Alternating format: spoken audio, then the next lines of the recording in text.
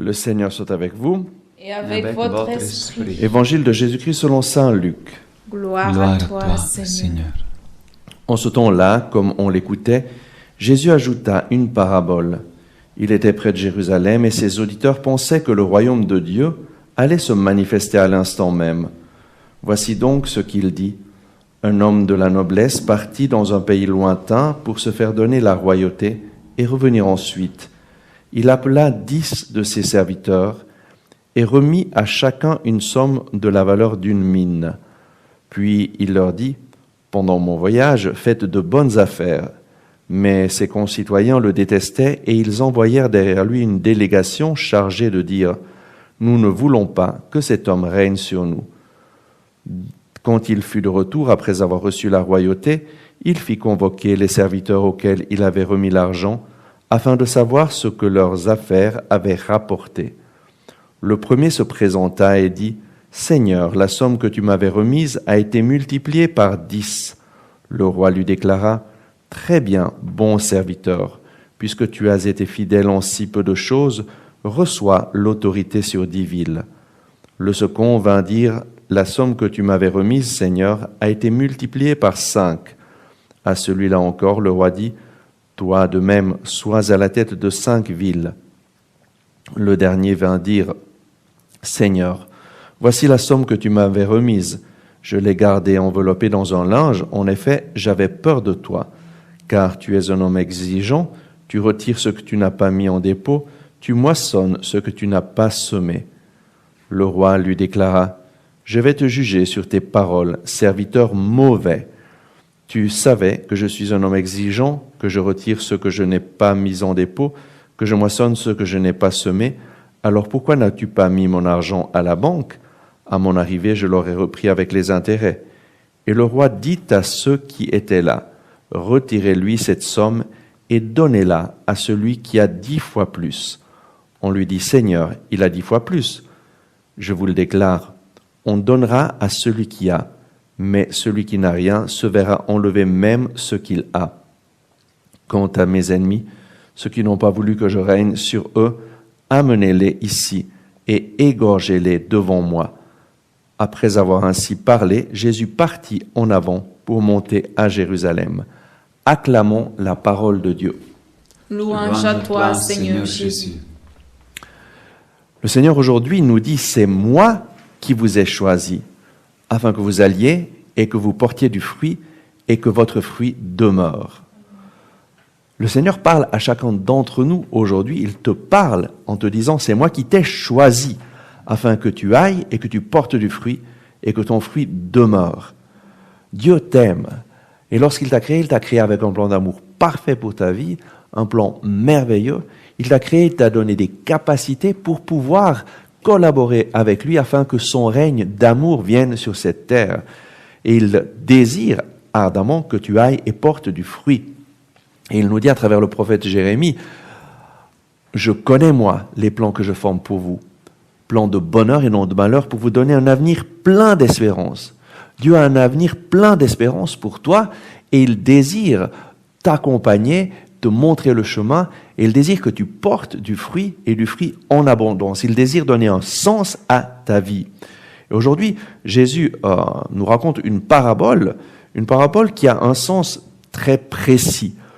Porter du fruit, ce n'est pas une option, mais c'est le but de notre vie. Dieu nous a mis sur cette terre afin que nous portions du fruit et du fruit en abondance. Et donc Jésus parle du royaume des cieux il est comparable à un homme de la noblesse qui part dans un pays lointain. Il appelle 10 serviteurs auxquels il remet à chacun une somme de la valeur d'une mine pour qu'il fasse de bonnes affaires durant le voyage de cet homme. Et donc chacun reçoit une somme de la valeur d'une mine, donc c'est une grande somme. Et c'est la même chose dans notre vie. Dieu nous a donné et a donné à chacun de nombreux talents, des capacités pour que sur cette terre, nous collaborions avec lui pour que son règne vienne, pour que son amour se manifeste. Et en fait, tous nous sommes capables d'aimer, de donner, de partager. Et chacun a reçu une grande somme. Et voyons ce que ces serviteurs font. Un des serviteurs multiplie par 10 cette somme. Et alors le roi lui déclare, « Très bien, bon serviteur, puisque tu as été fidèle en si peu de choses, reçois l'austérité sur 10 villes. » Un autre serviteur multiplie par 5 la somme, et le roi lui dit la même chose. Mais le dernier serviteur lui dit, « Regarde, Seigneur, voici la somme que tu m'avais remise. Je l'ai gardée dans une enveloppée dans un linge.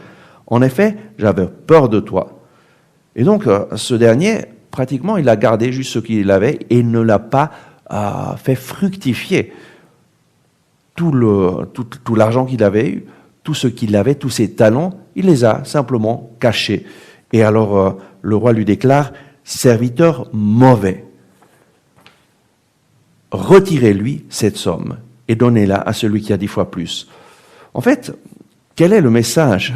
Le message que Jésus nous donne, c'est que Dieu nous a choisis pour que nous allions et portions du fruit, et un fruit qui demeure. Et il nous a donné tout ce dont nous avons besoin pour pouvoir porter du fruit pour le règne des cieux. En fait, le fruit que nous devons porter, c'est clair que Jésus parle d'une histoire toute humaine, mais il est en train de parler en parabole pour nous indiquer ce que nous devons faire pour le royaume des cieux. Et donc, comment porter du fruit qui demeure pour le ciel? Tout simplement en honorant le roi, notre roi qui est Jésus. Jésus est venu dans ce monde pour nous réconcilier avec le Père, il est mort pour nous sur la croix, il a payé le prix de nos fautes, il nous a pardonné, il nous a réconciliés avec le Père, il nous offre une vie nouvelle, il nous offre le pardon des péchés. En fait, Jésus a tout fait pour nous afin que nous puissions, dès cette terre, vivre une vie de communion avec le Père, accueillir l'amour de Dieu dans notre vie, accueillir Jésus, le roi, dans notre vie, faire de Jésus notre Seigneur, notre Dieu, et commencer sur cette terre à vivre la vie d'amour, la vie d'abondance pour laquelle Dieu nous a créés, et nous préparer déjà sur cette terre pour le ciel. Et le sens de la parabole nous est très bien indiqué à travers la première lecture que nous avons lue. L'Église nous propose cette première lecture de l'Apocalypse de Saint Jean. Et donc, comment porter du fruit qui demeure pour le ciel? Tout simplement en nous préparant sur cette terre pour le ciel, en faisant sur la terre ce que nous allons faire dans le ciel. Et qu'est-ce que nous allons faire dans le ciel? Nous le voyons simplement dans la première lecture. Jean dit « J'ai vu ». Il y avait une porte ouverte dans le ciel. Et donc Jean a une vision du ciel, une vision de ce qui se fait dans le ciel. Et il voit un trône sur lequel siégeait quelqu'un. Dieu, le Père, siège sur un trône. Et autour de ce trône, il y a des anges, des anciens, 4 vivants, et qui sont en train de faire quelque chose. Qu'est-ce qu'ils font? Qu'est-ce qu'ils font dans le ciel? Qu'est-ce que nous allons faire dans le ciel? Ils ne cessent de dire « Saint, Saint, Saint, le Seigneur, le souverain de l'univers, celui qui était, qui est et qui vient. Tu es digne, Seigneur, notre Dieu, de recevoir la gloire, l'honneur et la puissance. C'est toi qui créas l'univers, tu as voulu qu'il soit et il fut créé. » Dans le ciel, nous serons en admiration devant Dieu qui a tout fait pour nous. Dieu qui a créé le ciel et la terre pour te dire « Je t'aime ». Dieu qui a créé tout ce que nous voyons pour manifester son amour. Et Dieu qui nous a mis sur cette terre pour que sur cette terre règne son amour. Et nous serons en admiration devant son amour infini et surtout devant le fait que Dieu a tant aimé le monde qu'il a donné son Fils unique afin que quiconque croit en lui ne périsse point mais ait la vie éternelle. Malgré nos rébellions, malgré nos péchés, Dieu ne nous traite pas selon nos péchés. Il nous traite selon sa miséricorde. Il a décidé de payer le prix de notre vie, de nous racheter en envoyant Jésus qui est mort sur la croix pour nos péchés.